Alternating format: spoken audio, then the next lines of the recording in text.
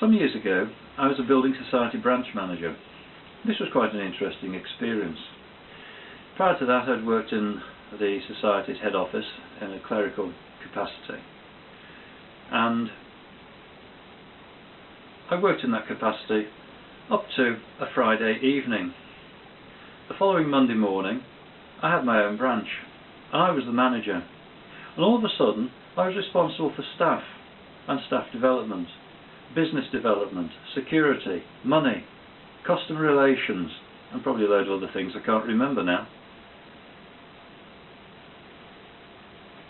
What training did I get for that? You've probably guessed it. Absolutely nothing, apart from looking after the odd branch office while the manager's away on a week's holiday. I knew nothing about it. I didn't know anything about this at all. I didn't know what to do. I bumbled along for quite some time until I learnt the job on the job, as they say. Now, some people have a rougher time than I did. Some people find themselves in a managerial capacity in an office or a department where people, or some people, resent their presence. Some people have members of staff who really are difficult for no obvious reason. I had a colleague who went through this. But I mentioned some of the functions of management that I was responsible for.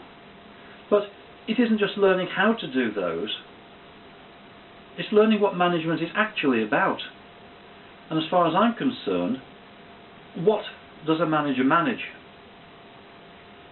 A manager manages people. Some people might say that the point of management is high productivity or some other financial or economic purpose. But you won't get that unless you can get the best out of your staff. And I hate to disillusion some people, but being coercive and shouting at them and bullying them doesn't work. How do you feel? If you do something for someone and they just take it for granted, do you feel like doing anything for them again? I certainly don't. But if you are shown that what you've done is appreciated and valued, you're more likely to do it again. You need to get in the nicest possible way, into people's minds to understand how they work, what they'll respond to. Studies in America, principally the Harvard studies, Ohio studies and Michigan studies, which all looked at this topic in a slightly different way, came to the same conclusions.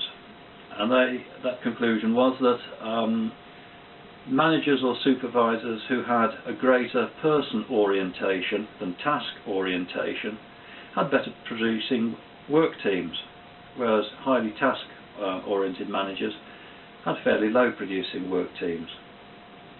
Let's face it, if you are treated effectively with contempt at work, how much work could you do? Most people will do the bare minimum they can get away with. There's no motivation. But if people are treated decently, and that doesn't mean living in their pockets or you in theirs, they will do more work for you. Motivation grows. It can be said, and I think perfectly relevantly, that managers get the staff, the work from the staff, that they deserve. So how do you do this? What about if you could discover a person's working and motivational traits? What if you could work out their strategies for motivation? What if you could work out their values? What if you knew how to speak to them using particular types of language? How about if you knew how to question them in such a way you could find deeper meaning, or use influential language? So that when you give an instruction, you're appealing to that person's inner preferences of motivation, working styles, etc. Once you do that, once you know how to do that, you can get people to do things that they do willingly and more happily and with motivation. And that surely will look after productivity and financial and economic targets. Better one volunteer than 10 pressed men. That applies here as much as anywhere else.